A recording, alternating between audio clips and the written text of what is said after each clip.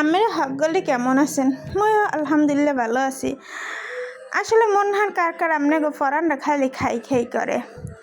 মোর তো মনে করেন ফোলা দুইটার বিকালে ঘুম পাড়ানোর পর এক্সের ফরানটা খাই খাই করে দেখেন না।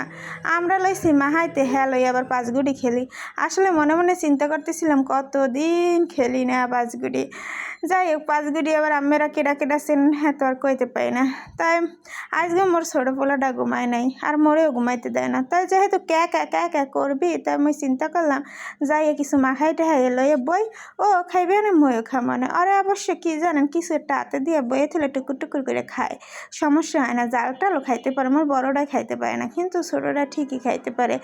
তাই চিন্তা করলাম যে মাখাইলো একটু চুপচাপও বইয়ে থাকবে না। তখন কিন্তু মোর বড়টা ঠিকই ঘুমাইছে। মোর বড়টা আবার স্কুল দিয়ে সুন্দর বাইবে ঘুমাইয়ে যায় বুঝছেন। এই মনে করেন চালিতে বাহান্নার দেখানোর তো আর কিছু নেই, আপনারা তো সবাই জানেন বুঝছেন।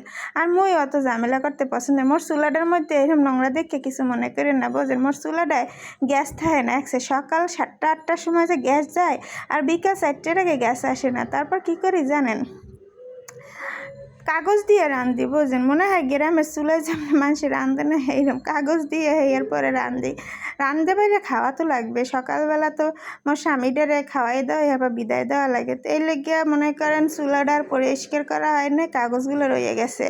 আর একটু পরে এমনিও রাঁধতে যাবো, যেহেতু 4টা বাজে গেছিলো ওই সময় গ্যাস একটু টাইয়া পড়ছে।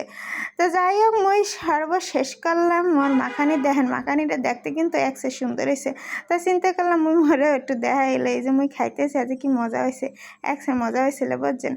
যাই হোক মোর পোলাটা দাঁড়া খাড়াই রয়েছে যে আরে কোন সময় দিম একটু।